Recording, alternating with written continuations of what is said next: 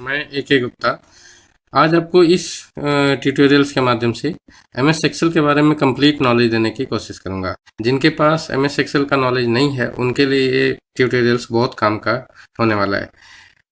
पिछले वीडियो में हमने MS वर्ड का कंप्लीट डिटेल दिया। माइक्रोसॉफ्ट कंपनी के इस MS ऑफिस पैकेज के अंतर्गत एक्सेल बहुत ही ज़्यादा इम्पोर्टेंट सॉफ्टवेयर है जो लगभग हर ऑफिस में हर कंप्यूटर में इस्तेमाल होता है। जहाँ भी डाटा एंट्री का कोई काम हो रहा है, कोई भी तरह का डाटा रखने और उसको प्रोसेस करने से रिलेटेड काम हो रहा है, कोई भी हिसाब किताब का काम हो रहा है, तो वहाँ पे एक्सेल की ज़रूरत पड़ती ही पड़ती है। इसलिए लगभग हर कंप्यूटर ऑपरेटर को हर बिजनेस ओनर को जो कंप्यूटर ऑपरेट करते हैं, डाटा एंट्री ऑपरेटर को MS एक्सेल का नॉलेज होना ही चाहिए। इस वीडियो को अपने दोस्तों को भी शेयर करिए, इसको लाइक भी करिए, हमारे चैनल को सब्सक्राइब करिए ताकि आने वाले वीडियोस के बारे में आपको पता चले। और इसके लिए आप बेल आइकन को भी हिट करके रखिए। तो आइए शुरू करते हैं MS एक्सेल।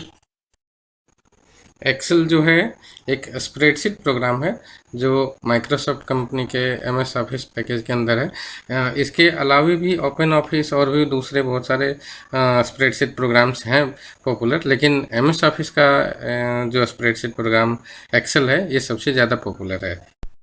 एक्सेल शुरू करने के लिए आप यहाँ विंडोज R बटन लगाएंगे, रन कमांड आएगा, नहीं तो यहाँ पे जो सर्च का बॉक्स है यहाँ पे एक्सेल लिख के और ओके करेंगे तो एक्सेल खुल जाएगा।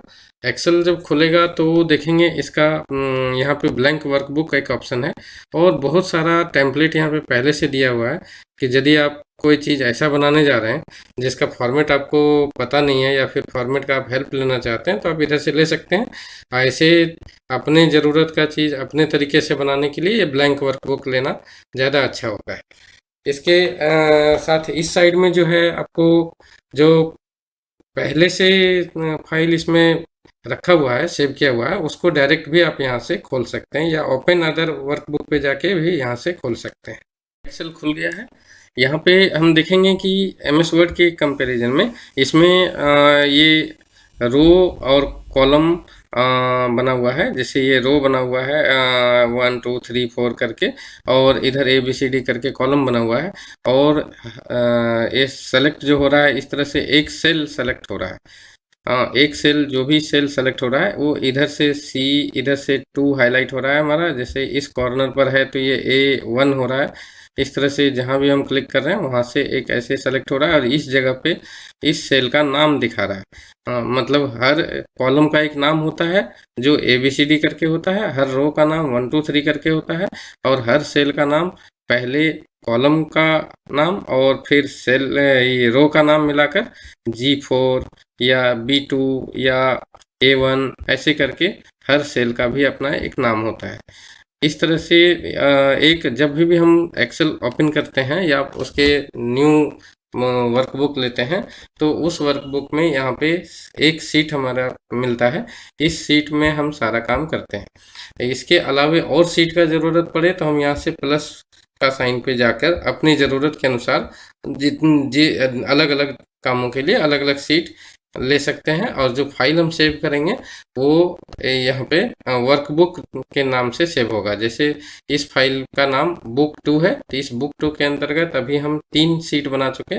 इस तरह से और सीट की ज़रूरत होगी तो यहाँ से हम और सीट लेते चले जाएंगे और हर सीट में हमको BCD करके इधर बहुत सारा कॉलम और 1 2 3 करके बहुत सारा रो और इस तरह से बहुत सारा सेल मिलने वाला है जिसमें हम अपना कोई भी डाटा रख सकते हैं और उसको कैलकुलेट कर सकते हैं, उसको डिफरेंट डिफरेंट तरीके से प्रोसेस कर सकते हैं। MS एक्सेल जो है आपको इस तरह से जब अलग अलग सीट देता है तो ये नए वाले वर्जन में यहाँ पे सीट 1 सिर्फ एक सीट देता है। पुराने वर्जन्स में यहाँ पे 3 डिफ़ॉल्ट सीट होता था।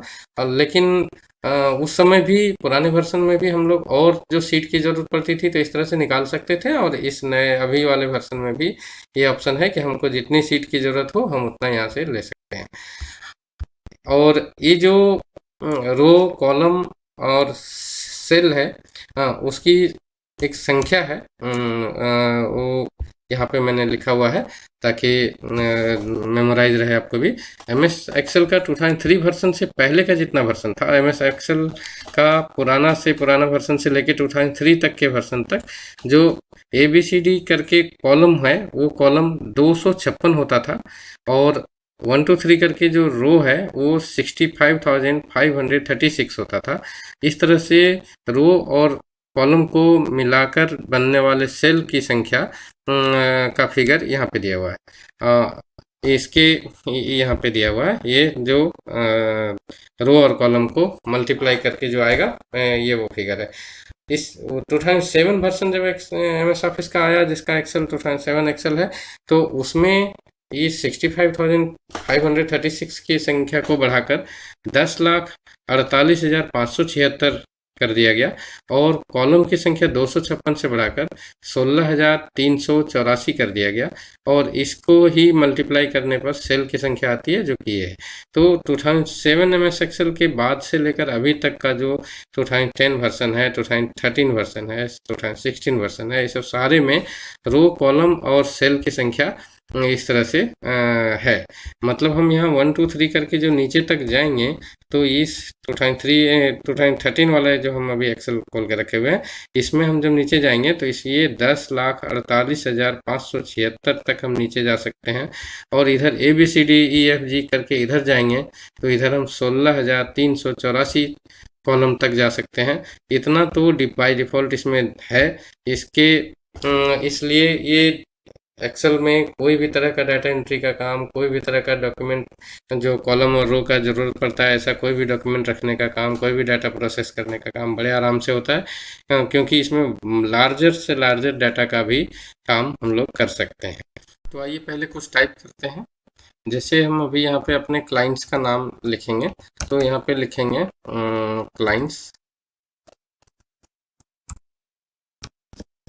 और या फिर जैसे अभी हम फ्रेंड्स लिस्ट बना रहे हैं, या कुछ भी जो भी हम चाहें तो बना सकते हैं। तो ऐसे ही लिखेंगे, और ऐसे ही यहाँ पे जैसे ये लिखेंगे नेम, इन लोगों का एड्रेस और ड्यूज अमाउंट, ऐसे लिख दिए। और अभी हम रफ में ऐसे ही बना रहे हैं। देखिए ये कॉलम का साइज जो है हमको नाम लिखने में थोड़ा छोटा पड़ेगा, इसलिए एड्रेस लिखने में ठीक है, ड्यूज अमाउंट के लिए भी ठीक है, यदि ज़रूरत पड़ेगा तो हम इसको ऐसे बड़ा कर लेंगे। और यहाँ पे हम जैसे नाम लिख रहे हैं, इसका एड्रेस लिख रहे हैं, और इसका ड्यूज अमाउंट लिख रहे हैं, दूसरे का नाम लिख रहे हैं, इसका जो एड्रेस लिख रहे हैं, और इसका ड्यूज अमाउंट लिख रहे हैं। ऐसे करके हम कोई भी चीज़ इसमें कोई भी तरह का डॉक्यूमेंट जो कॉलम कॉलम करके होने वाला काम है, और उसको हम इसमें कर सकते हैं, बना सकते हैं। टाइप वाइज जो डिटेल है उसमें हम देखेंगे कि जो उनको एम एस वर्ड की नॉलेज पहले से है, वो उनको इसमें टैब वाइज सीखने को बहुत कम मिलेगा। जिनको नहीं है वो हमारे पहले के वीडियोस देख लें, हम उसको उतना डीप अभी रिपीट नहीं करने वाले। जो कुछ नया मिलेगा और कुछ तो हम रिवीजन करवाएंगे, बट ज़्यादा डिटेल से देखना हो, सीखना हो, तो उसके लिए हमारे एम एस वर्ड के वीडियो को आप पहले देख सकते हैं। उन वीडियोस का भी जो लिंक है वो आपको इस वीडियो के डिस्क्रिप्शन बॉक्स में आपको मिल जाएगा। इधर जैसे हम आते हैं फाइल पे, फाइल में हम देखेंगे यहाँ पे इन्फो बॉक्स है, इन्फो है ऑप्शन। इस इन्फो ऑप्शन में यहाँ पे जो कब का डॉक्यूमेंट है ये वो बता रहा है, और यहाँ से हम प्रोटेक्ट कर सकते हैं वर्कबुक, और यहाँ से हम जैसे उसको इनक्रिप्ट कर सकते हैं पासवर्ड के साथ। यदि हम यहाँ पासवर्ड डाल के इसको सेट करेंगे, जैसे इसका हमने पासवर्ड रखा है, ये वो पासवर्ड रिपीट फिर से मांग रहा है। ये पासवर्ड रिपीट करने के बाद जो है हमारा सीट जो है इनक्रिप्ट हो गया, इसका वर्कबुक ही पूरा इनक्रिप्ट हो गया। उसी तरह जो है यहाँ पे करंट सीट को यदि प्रोटेक्ट करना चाहेंगे तो उसके लिए यहाँ पे पासवर्ड डालेंगे, और जो जो ऑप्शन हम इसका रोकना चाहेंगे पासवर्ड के थ्रू, ताकि उसको कोई चेंज ना कर पाए, तो उन ऑप्शंस को हम यहाँ पे टिक कर देंगे। और जितना चीज़ टिक करेंगे उतने चीज़ों पर ये अप्लाई हो जाएगा जो इस सीट पे अप्लाई होगा। कोई यहाँ से न्यू सीट बना के काम करेगा तो उसमें आराम से वो काम कर पाएगा। तो ये प्रोटेक्ट के लिए इन्फो में ये ऑप्शन है। और उसके बाद न्यू है, न्यू पे जाएंगे तो हम यहाँ से ब्लैंक वर्कबुक ले सकते हैं। यदि हम एक टाइप का कोई चीज़ बना रहे हैं तो वहाँ पे हमको अलग अलग सीट लेना चाहिए, एक ही वर्कबुक के अंदर अलग अलग सीट लेना चाहिए। लेकिन हम डिफरेंट टाइप का कुछ बना रहे हैं तो हमको अलग ब्लैंक वर्कबुक लेना चाहिए, एक अलग फाइल उसका बनना चाहिए। सेव करके यदि कोई फाइल रखा हुआ है तो उसको यहाँ से ओपन कर सकते हैं। नए नाम से सेव करना हो तो यहाँ से नए नाम से सेव कर सकते हैं। यहाँ पहले पहली बार सेव कर रहे हैं तो ये सेम है, वरना जो जिस नाम से हम सेव कर चुके हैं उसमें जो भी एडिटिंग करते जा रहे हैं उसको यहाँ से सेव कर सकते हैं। प्रिंट कर सकते हैं यहाँ से। प्रिंट क्या ऑप्शन है, ये यहाँ से जाएंगे तो प्रिंट हो जाएगा। यहाँ पे हमको प्रीव्यू दिखाई दे रहा है और यहाँ से हम क्लोज कर सकते हैं इस MS एक्सेल को। और यहाँ ये तो हो गई फाइल की बातें। होम टैब में जाएंगे तो यहाँ पे हमको कट, कॉपी और पेस्ट, जो एक ही चीज़ को एक से दो जगह, तीसरी जगह, चौथी जगह लाने ले जाने, मैंने बिना टाइप किए हुए यूज़ करने के लिए कट, कॉपी, पेस्ट ऑप्शन होता है, वो आपको पता है। फॉर्मेट पेंटर, जैसे हमको एक टाइप का डिजाइन सेटिंग फॉर्मेटिंग जो एक जगह करके रखा हुआ वही चीज़ दूसरे जगह अप्लाई करने के लिए फॉर्मेट पेंटर होता है। फिर यहाँ से हम फ़ॉन्ट चेंज कर सकते हैं। फ़ॉन्ट यहाँ से चेंज कर सकते हैं, यहाँ से फ़ॉन्ट साइज चेंज कर सकते हैं और यहाँ से फ़ॉन्ट को धीरे धीरे बड़ा छोटा कर सकते हैं जैसा ज़रूरत है। यहाँ से बोल्ड, इटैलिक और अंडरलाइन कर सकते हैं। जो भी यहाँ पे डाटा हमने तैयार किया है उसको ऐसे सेलेक्ट करके और यहाँ से इसको बॉर्डर कर सकते हैं। यदि हमको चारों तरफ से घेरना है, हमको साइड से घेरना है, हमको सिर्फ साइड से मोटा करना है, जैसा घेरना है वैसा यहाँ से हम घेर के इसको ऐसे घेर के बना सकते हैं। और इसके अंदर की चीज़ों को यदि हाईलाइट करना है, यदि हमको कोई चीज़ हाईलाइट करना है तो सेलेक्ट करके यहाँ से हम हाईलाइट करते हैं और यहाँ से हम फ़ॉन्ट का कलर चेंज करते हैं। इसके अलावे जो है एक एक जो कॉलम या रो में जो पे लिखा हुआ है वो जिस जगह पे लिखा हुआ है उसके अनुसार हम इसको लेफ़्ट, राइट या सेंटर, ऊपर नीचे जैसा ज़रूरत है वैसा यहाँ से इसको सेट करते हैं। यहाँ पे जो है अ, हम कोई भी चीज़ जो बनाए हुए हैं उसको यहाँ से हम अलग अलग एंगल में घुमा सकते हैं जैसा ज़रूरत है। जैसे हम क्लॉकवाइज घुमा दें, एंटी क्लॉकवाइज घुमा दें, या रोटेट कर दें, जैसा चाहें वैसा कर सकते हैं। यहाँ से हम अंडू करके पहले जैसा कर सकते हैं। और इसके अलावे यहाँ पे फॉर्मेट सेल अलाइनमेंट ऑप्शन है, वहाँ से फॉर्मेट भी बहुत तरह का सेट कर सकते हैं। यहाँ से अलग अलग चीज़ सेट कर सकते हैं। इसकी डिटेल्स में हम देखेंगे यहाँ पे एक टूल्स में जब जाएंगे तो लगभग इसका चीज़ हो जाएगा, इसलिए इसको अभी नहीं करते हैं, थोड़ा देर रुकते हैं और पहले इधर देखते हैं।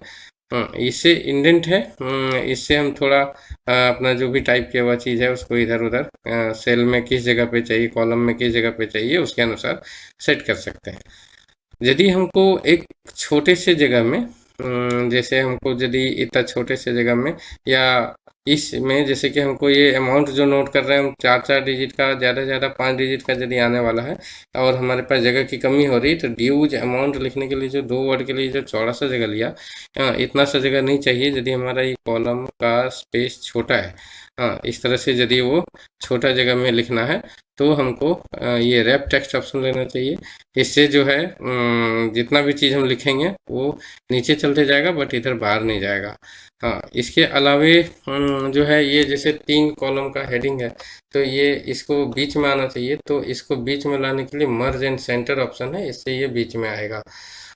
इस फ़ॉन्ट ऑप्शन का जो है ना, इसमें जब जाते हैं तो यहाँ पे हम फ़ॉन्ट रिलेटेड बहुत सारा चीज़, जैसे यदि कोई कॉलम में हम नंबर लिख रहे हैं, डिजिट्स में लिख रहे हैं तो वहाँ पे ये नंबर होना चाहिए, वरना जनरल हो सकता है। करेंसी की चीज़ें हैं, डॉलर में लिख रहे हैं तो यहाँ करेंसी ले सकते हैं। डेट एंड टाइम से रिलेटेड जो भी है उससे रिलेटेड यहाँ पे हम ऑप्शन चुन लेंगे तो वो कॉलम में टाइप करने में ईजी होगा। यदि कुछ नहीं भी चुनेंगे तो वो टाइप तो होता रहेगा, लेकिन कभी दिक्कत होने पर हम यहाँ से नंबर का फॉर्मेट सही कर सकते हैं।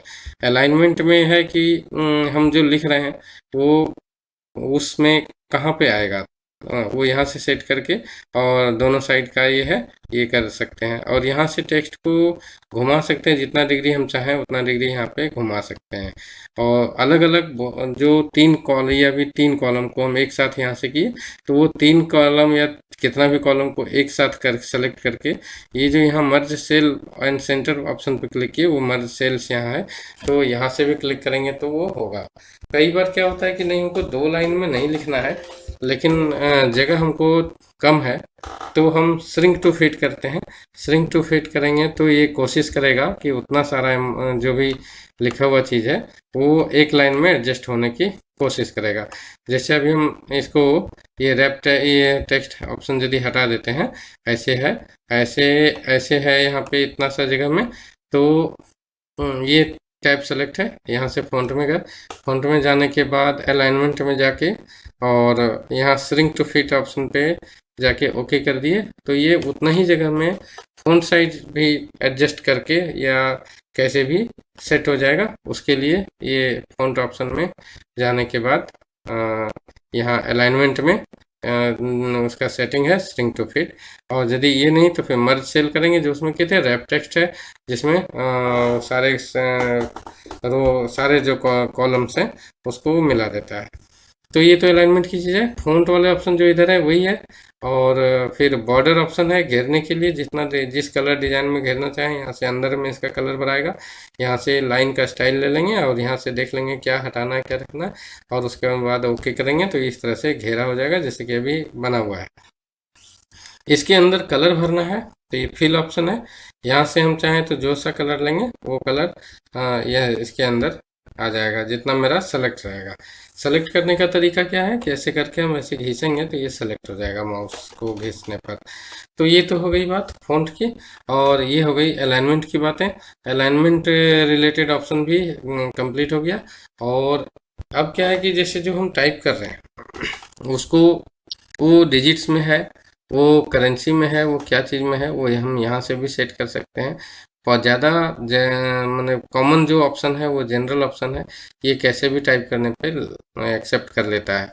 यहाँ से करेंसी चेंज कर सकते हैं, बट अभी इसमें रुपीज़ का ऑप्शन पुराने वर्जन्स में नहीं है और ये ऑप्शन भी नहीं दिखता। यहाँ से जो है हम परसेंटेज स्टाइल में लिख सकते हैं, जिसका ज़रूरत जब पड़े तो कर सकते हैं यूज। यहाँ से हम डेसिमल बढ़ा सकते हैं, अपने जो भी डाटा है उसमें यहाँ से इसको बढ़ा सकते हैं और इधर से घटा सकते हैं। इस तरह से ये नंबर ऑप्शन है। तो यहाँ पे हमने कुछ टाइप किया हुआ है। इसको एक्सेल में थोड़ा पहले टाइप करने और सेलेक्ट से रिलेटेड बात देखिए कि यहाँ पे जब हम कुछ टाइप करते हैं तो इसको सेलेक्ट करने, ये माउस का जो पॉइंटर है यहाँ पे 3 तरह से दिख रहा होता है कि, तो ये प्लस के स्टाइल में, एक दूसरा प्लस के स्टाइल में दिखता है इस तरह, और एक तीसरा दिखता है इस तरह। जब हमारे पास ऐसा वाला दिखेगा उस समय हम इसको माउस के राइट बटन को, या लैपटॉप में जो आपको ये जो पॉइंटर को हटाने चलाने के लिए जो भी दिया हुआ है उसके अनुसार जब हम इसको उठा के ऐसे चलाते हैं तो ये सेलेक्ट होता जाता है। ठीक है, हाँ, मतलब जैसे ऐसे है और हम ऐसे कर्सर लाएंगे ऐसे ही सेलेक्ट कर सकते हैं। यहाँ जैसे जो मैंने टाइप किया हुआ है इसको भी देखेंगे कि ऐसे हमको यहाँ से यहाँ सेलेक्ट करना है तो हम ऐसे ही कर सकते हैं। ठीक है, इसके बाद क्या है कि एक पॉइंट ऐसा वाला बनता है, ये यदि ये किनारे किनारे ही बनता है चारों साइड से, जब हम किनारे पे जाते हैं तो इसको यहाँ से उठा के हम ऐसे कहीं भी ले जा सकते हैं। उसके बाद एक कॉर्नर में ऐसा वाला बनता है, इसको यदि हम दबा के ऐसे चलाएंगे तो हमारा जो लिखा हुआ है वो फिलअप होता चला जाएगा। और ये जिस डिफरेंस में लिखा हुआ रहेगा, जैसे ये सिर्फ एक एक डिजिट मतलब एक अंक लिखा हुआ था 11 लिखा हुआ था तो उसको खींचा गया तो ऐसे आ गया। यदि ये दो चीज लिखा हुआ रहता, जैसे यहाँ पे लिखा हुआ रहता 11, यहाँ पे लिखा हुआ रहता 12, तो ऐसे करके यदि रहता, और तो ऐसे सेलेक्ट करके यदि हम इस पॉइंट पे जाते और इसको पकड़ के खींचते तो ये उससे आगे के सीरीज में वो अपने से लेता रहता। मतलब यदि हम 11 लिख दें और उसके नीचे 12 नहीं लिख के 13 लिखते हैं, तो ये ऐसे जब हम खींचेंगे तो ये एक के अंतर पे 11 के बाद 13 के 15 17 19 इस प्रकार से जो भी लिखेंगे उसके अनुसार चलता चला जाएगा।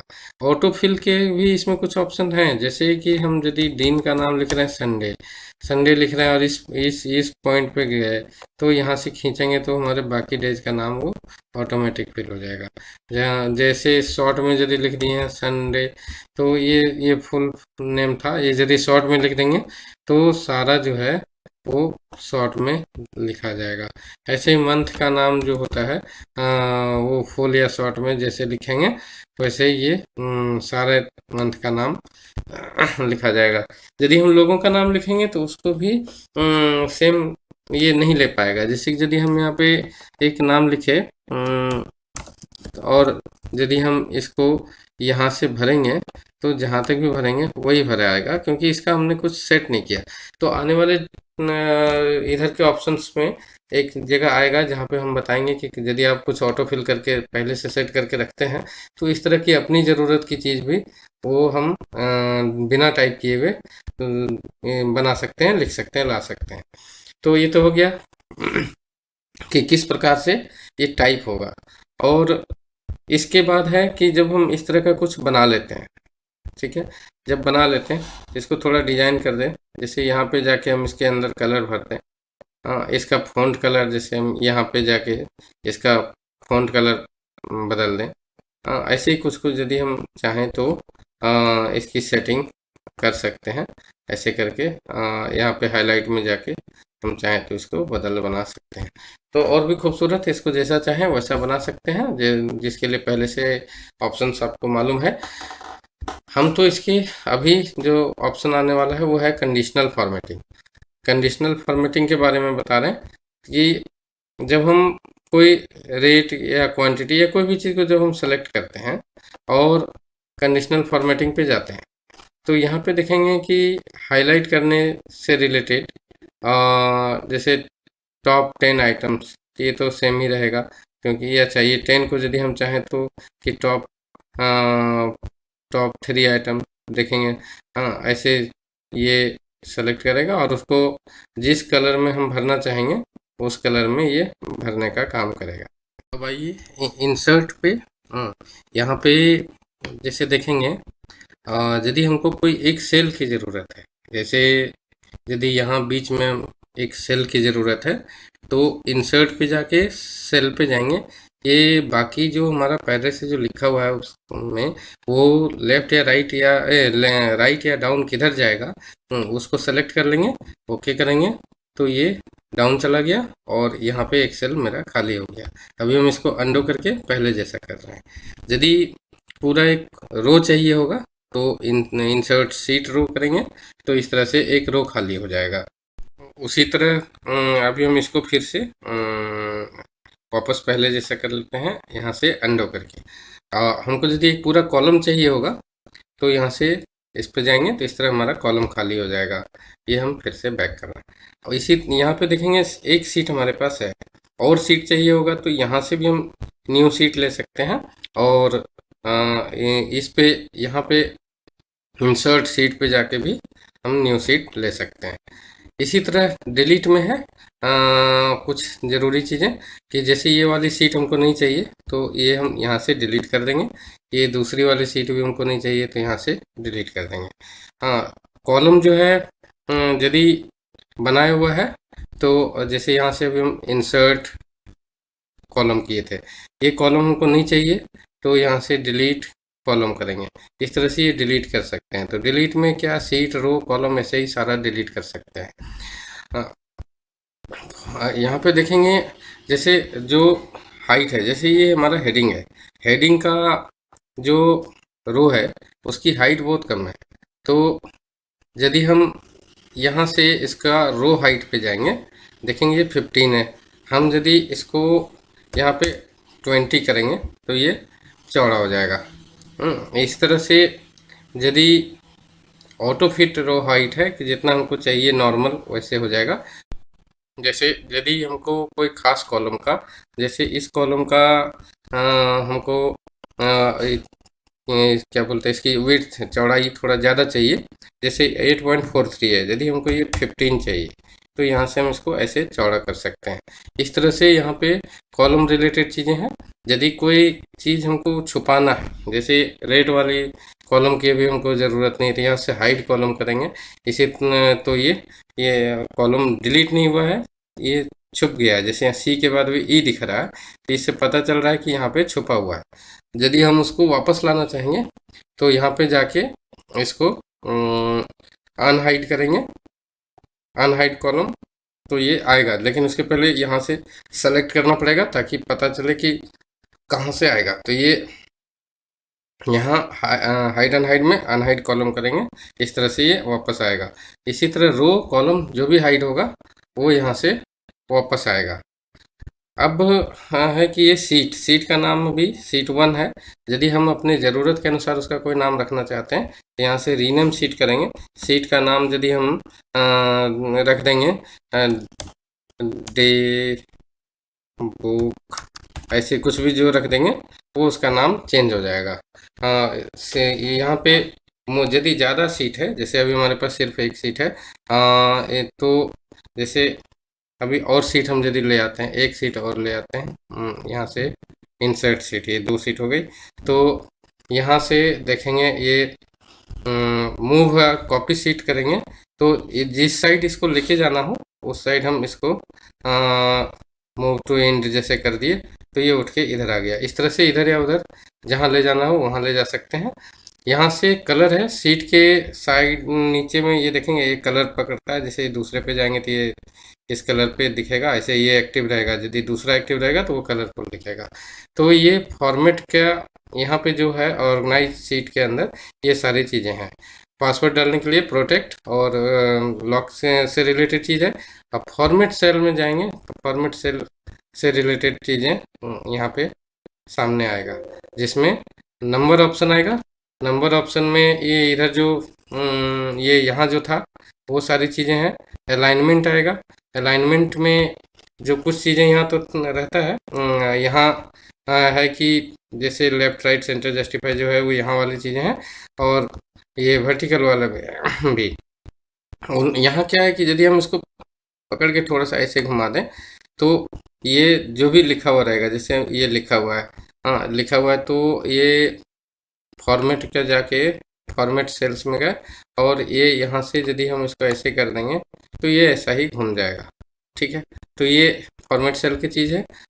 फॉर्मेट में फॉर्मेट सेल्स ऑप्शन में ये, और ये wrap text, shrink to fit, merge cell option जो यहाँ है, वही सारी चीज़ें हैं। जैसे यदि हमारा ये श्रिंक टू फिट हम ऑप्शन टिक करके रखेंगे और ओके करेंगे तो यहाँ पे जो हम लिखेंगे, जैसे यदि हमारा यहाँ और कुछ लिखने का है, जैसे प्राइस पर, जैसे सारा कैपिटल था, पर पीस, PI ऐसे पीस, जैसे ऐसे या कुछ भी ऐसे लिखते जाएंगे तो वो उतना ही जगह में वो सेट हो जाएगा सारा। जबकि ये प्रिंट पता नहीं कैसे होगा, दिखेगा तो कितना छोटा होगा, लेकिन यदि हम श्रिंक टू फिट रखें तो उस सेल साइज में ही हम जितना लिखेंगे वो आता चला जाएगा। और इससे रिलेटेड जो यहाँ पे ऑप्शन है ये फॉर्मेट सेल्स में, ये यहाँ से जब श्रिंक टू फिट फिर हटाएंगे और इसको ओके करेंगे तो फिर ये नॉर्मल साइज में आएगा।